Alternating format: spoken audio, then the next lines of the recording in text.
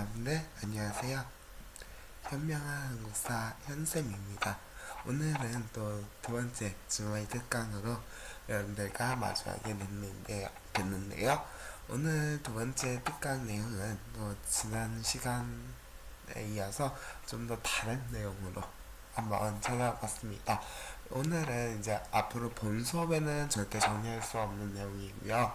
한 번쯤은 정리해 놓으면 좀 편리한 내용이기 때문에 주말 특강을 이용해서 한번 같이 정리해 보도록 할게요. 예, 오늘 할 내용은 보다시피 한국의 세시풍속에 관한 내용 정리해 보도록 할 거고요. 이걸 정리한 이유는 한국사 능력 검정 시험에 어쩌다 간혹 한 문제, 두 문제, 주로 한 문제만 나오는 경우가 있어요. 한두 문제 정도 출제가 되는, 그렇게 높은 비율로 출제되지도 않고 그렇게 자주 출제되지는 않는 그런 문제가 하나씩 등장을 하게 됩니다. 그게 바로 뭐냐면 이제 세시풍속과 관련한 내용들을 한두 문제씩 꼭 물어보고 있는 그런 문제들이 좀 간혹 등장한다라는 거 알아두셔야 될 텐데요. 그래서 여러분들이 이제 세시풍속을 잘 모르다 보니까 그래서 선생님이 이번 특강을 통해서 한번 살짝 맛보기로 정리해 드릴 거고요. 관련한 문제 선생님하고 같이 또 풀어보도록 하죠. 자, 그러면 내용 같이 살펴보도록 하겠습니다.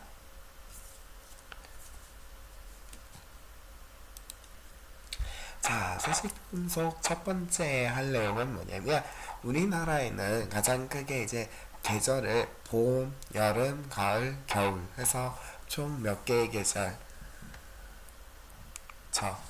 몇 개의 계절로 나누냐면 총 펜이 좀 빠르네요. 조금 나도 미디움인데, 오케이. 자, 지금 우리나라는 총 몇 개의 계절? 4개의 계절, 4계절로 나누고 있어요. 그런데 이 4계절을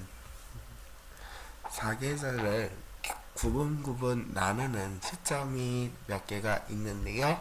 그게 바로 뭐다? 절기라는 겁니다.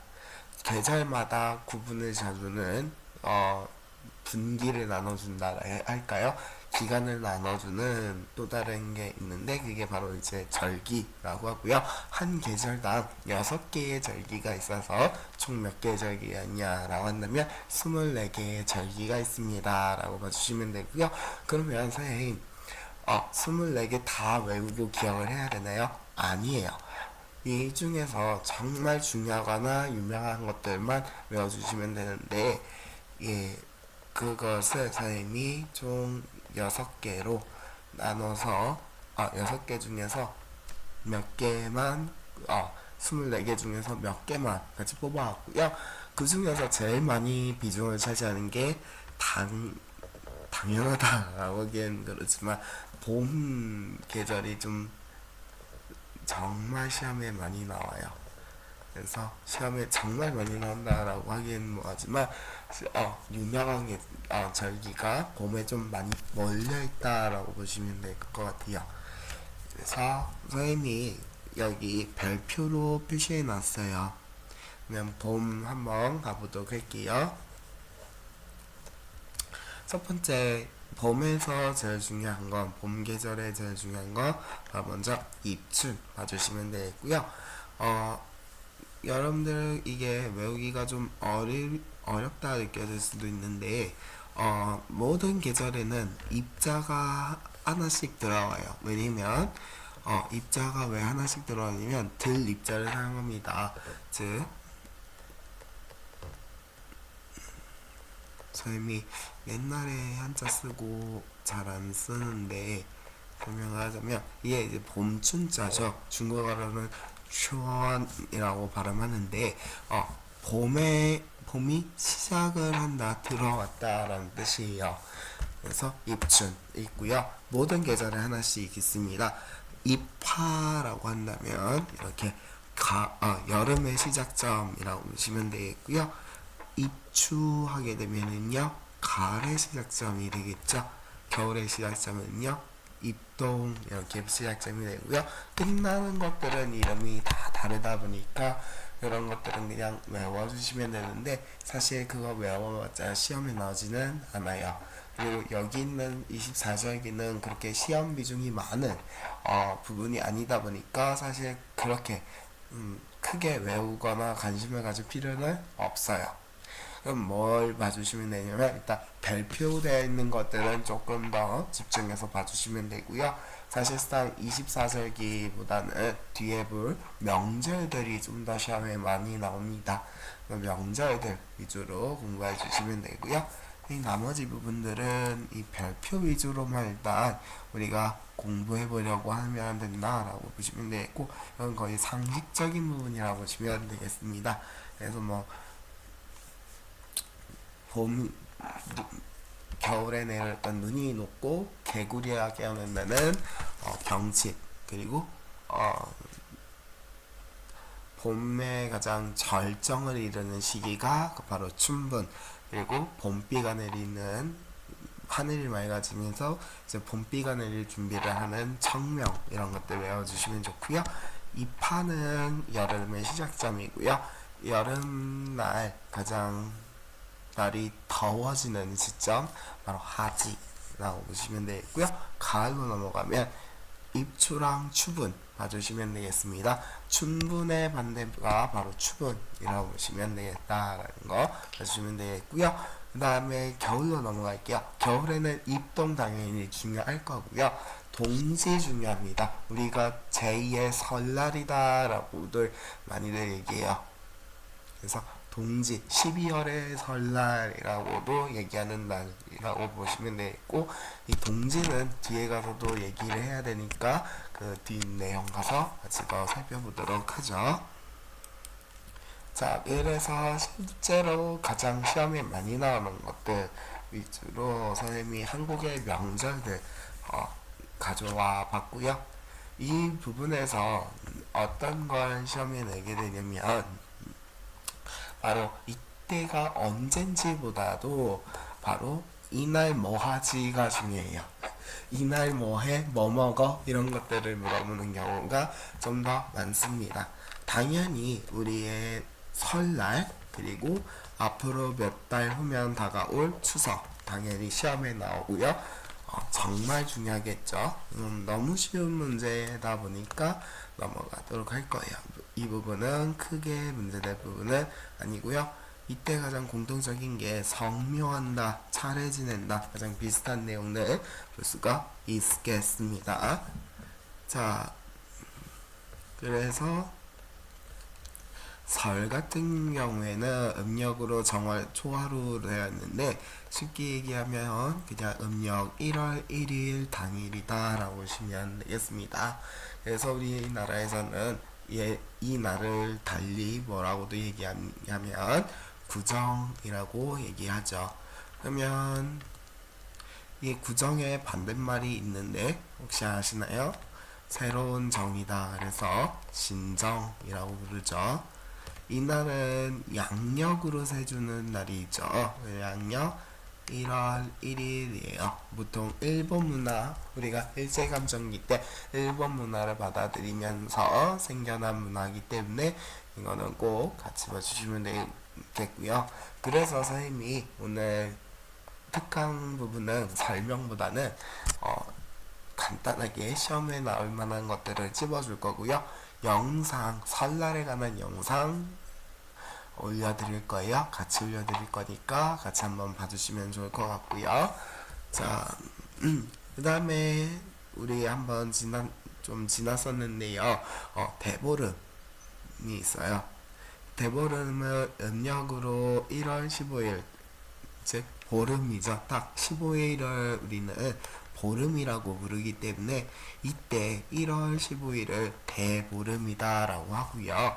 이때 그래서 무엇을 하게 되냐면 부럼을 깬다던가, 부럼이라고 한다면 이제 호두나 땅콩, 밤 이런 것들을 깨서 부시는 것들을 해요. 이걸 왜 하냐면 옛날에 부스럼이라고 해서 입안에 생기는 그런 병들을 잇몸병 이런 것들을 방지를 하려면 이걸 탁 이렇게 호두나 이런 것들을 입으로 깨서 그것이 이제 탁 소리가 나면서 깨질 때 그게 부스럼이 생기지 않게 해주는 그런 소리다 해서 또 믿고 따르고 하는, 요즘에도 그래서 이런 거 많이 하고요. 그 외에도 이제 뭐 오곡밥 있죠. 이런 것들을 해서 먹죠.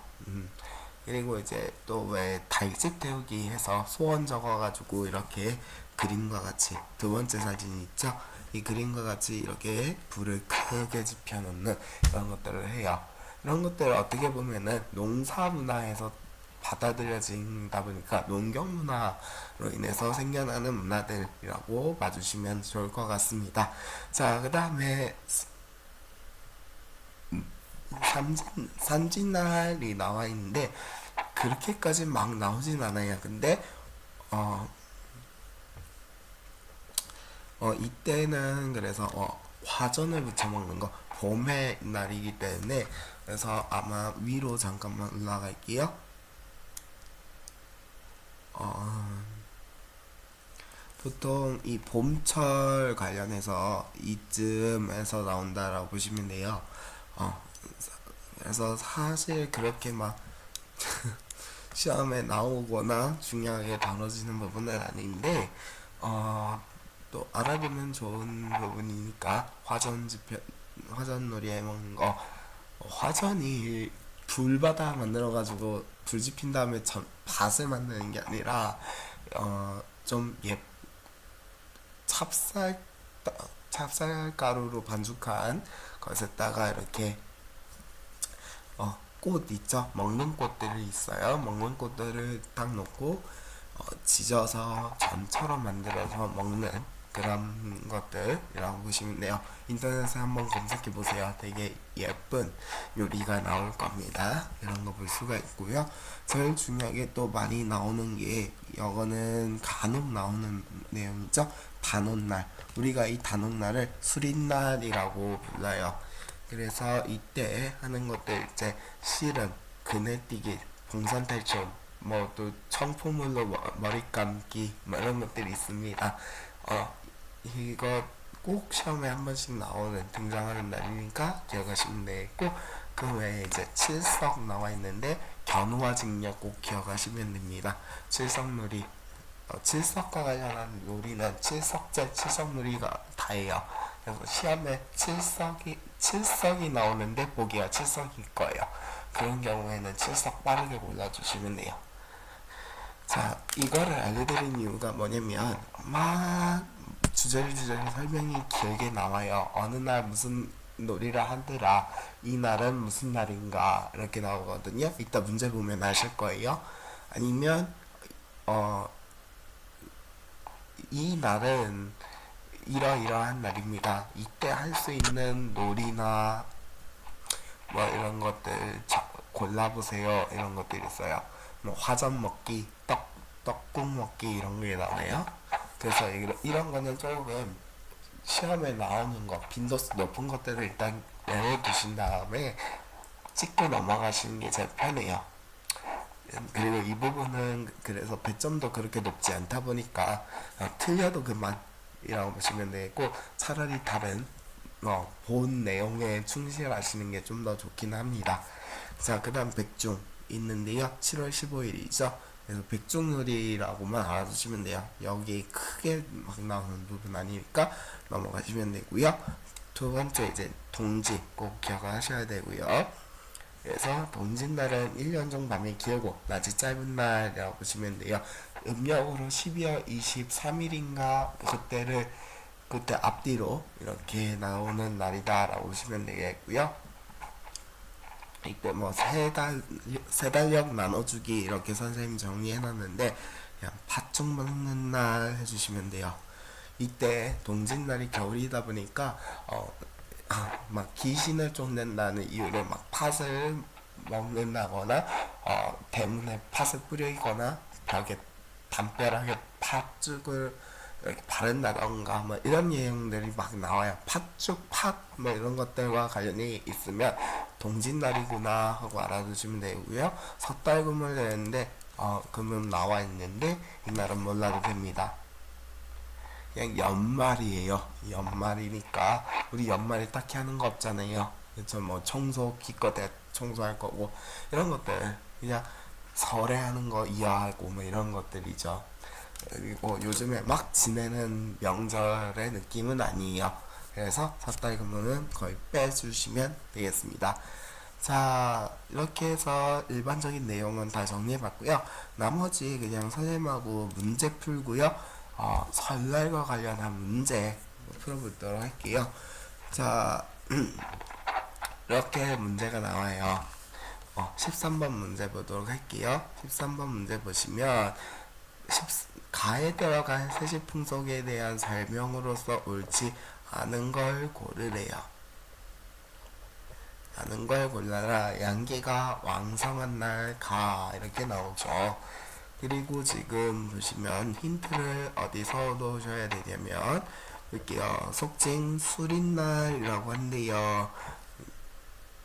이것만 알고 넘어와도 돼요. 뒤에 읽을 필요도 없어요. 덕을 먹는다. 그래서 수린날이라고 한다.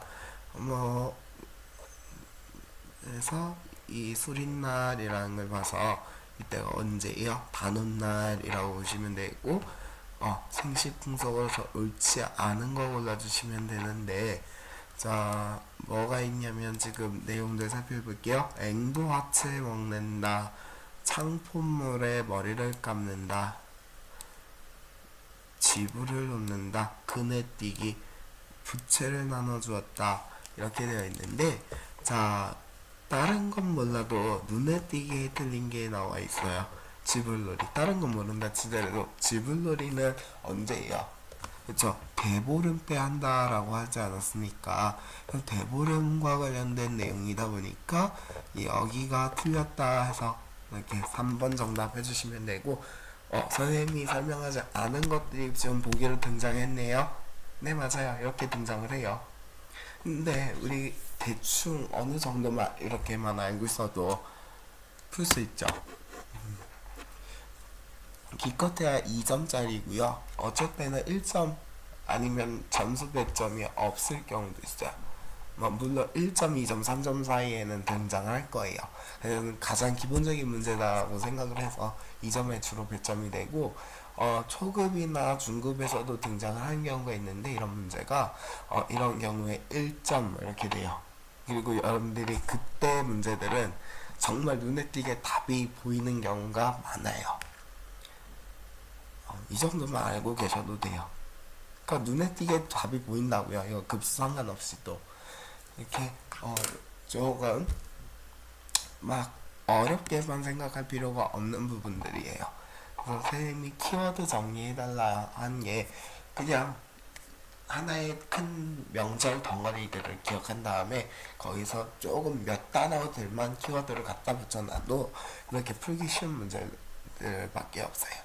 이렇게 봐주시면 되겠고요. 자, 오늘 특강은 여기서 마무리하도록 하고요. 선생님이 앞으로 더 하고 싶은 얘기나 뭐 이런 것들은 별 본 수업 때 더 하도록 하고요. 자세한 내용은 선생님이 준비한 영상이 있습니다. 그거 같이 올려드릴 테니까 그거 같이 한번 봐주시면 되겠습니다. 여기까지 하도록 하겠습니다. 수고하셨습니다. 다음 시간에 뵙도록 할게요. 수고하셨습니다.